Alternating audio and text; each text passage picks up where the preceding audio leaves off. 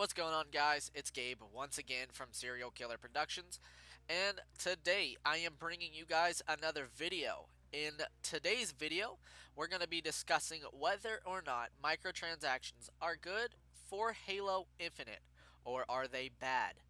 But before I get into that, I'd appreciate it if you hit the like button and subscribe for more Halo content. The support really helps, and it shows us that you guys are still interested in our videos. So, in light of recent Halo news, we know multiplayer is going to be free to the public. And I mean, this is huge for Halo. This is a very bold and confident move from 343 and Microsoft. Almost as bold as PS4 players saying that the PS5 is going to be better than the new Xbox. But all jokes aside, though, this is actually a very important decision for Halo. So, if you guys didn't really get the whole concept of purchasing a game and the developer receives some of the money you made or some of the money they produced for the game by you buying it, well, that's how it works. You buy the game, they craft it for you, and spend the next 5 years on it until the next game in their lineup comes along and the cycle continues and you continue to buy their games. But that's not how Halo Infinite is going to work. They are actually taking a new business strategy when it comes to making a profit off their game. So, if developers receive money from purchasing their game, then how will 343 make money if multiplayer is free? Because let's face it, a lot of people aren't going to want to spend all their money on campaign when they can get arguably the best gaming experience through online multiplayer. Well, folks, that's where this tough talk comes in. I'm talking the birds and the bees of all video games. Microtransactions. You didn't think these would just simply go away, did you? No. No. Companies are making way too much money off of little Timmy and his mother's credit card and his next door loser of a neighbor named Ralph, who also happens to spend 6 or more hours a day playing video games. Companies see the major benefits from this, even if some scenarios makes it where the game is unfair, unfun, and just unplayable. However, Halo is going to have a different approach to this. 343 decided that random luck was a terrible business motto, and that people absolutely, and I mean absolutely, hated every second of rec packs. And don't tell me you like them, because I don't think there is enough shit in the world that would come close to the crap you're trying to feed me if you say that. So, where does this leave Halo? Well, my friends, that's a very well thought out question. That hasn't been asked a million times already, of course. Even though we don't have luck based loot boxes anymore, we're still going to be hit in the face every 5 seconds when some type of transaction. But is that a bad thing? Well, it depends. There are many factors that play into it. Will the purchase be solely cosmetic based, or will there be an advantage over someone who didn't buy the item and or weapon? Will this strain developers to keep coming up with incredible content for purchasable content? Does the content seem like it's really cared about, or are the developers just wanting money? There's so many factors that play into it. However, the biggest one in our situation has been eliminated. Luckily for us, there is no paywall of random luck. It appears just to come down whether you want your pockets to open up for some purchasable content. Now, what exactly do I mean by content that you could purchase? Well, as of this video, we don't have any multiplayer news to really tell.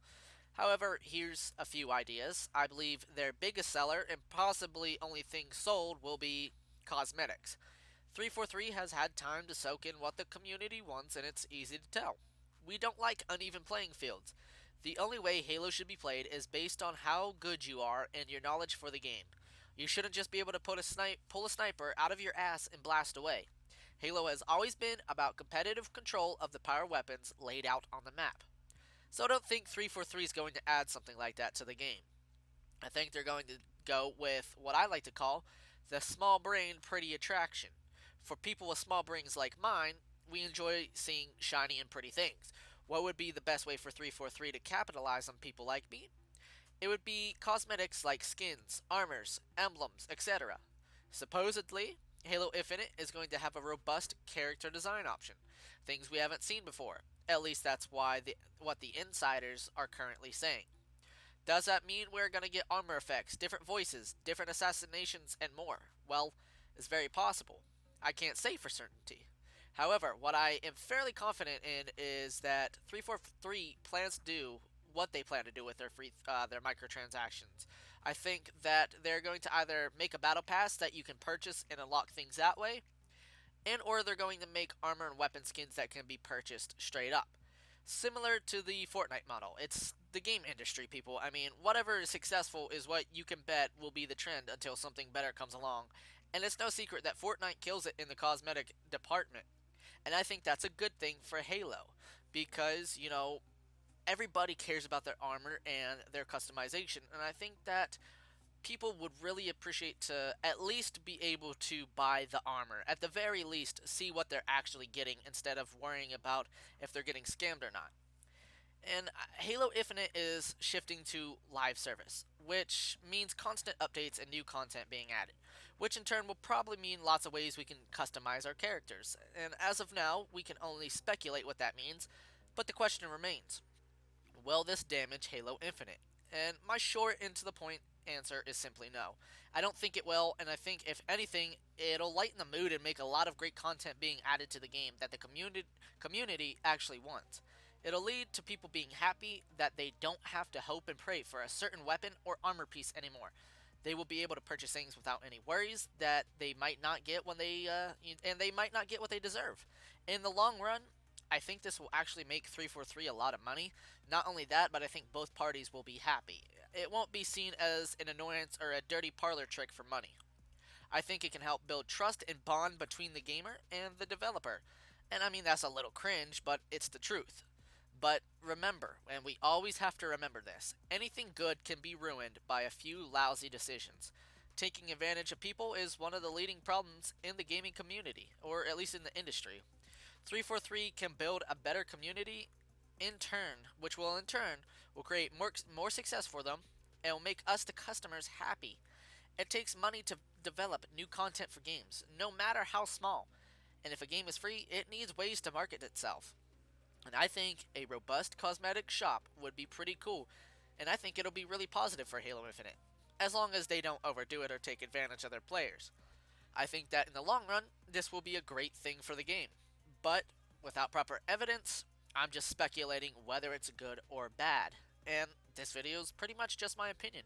Personally, I think that it's not such a shitty idea. But that's gonna do it for this video.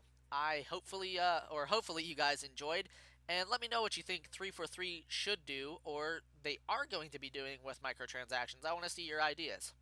But I'll see you guys in the next video. Thanks for watching.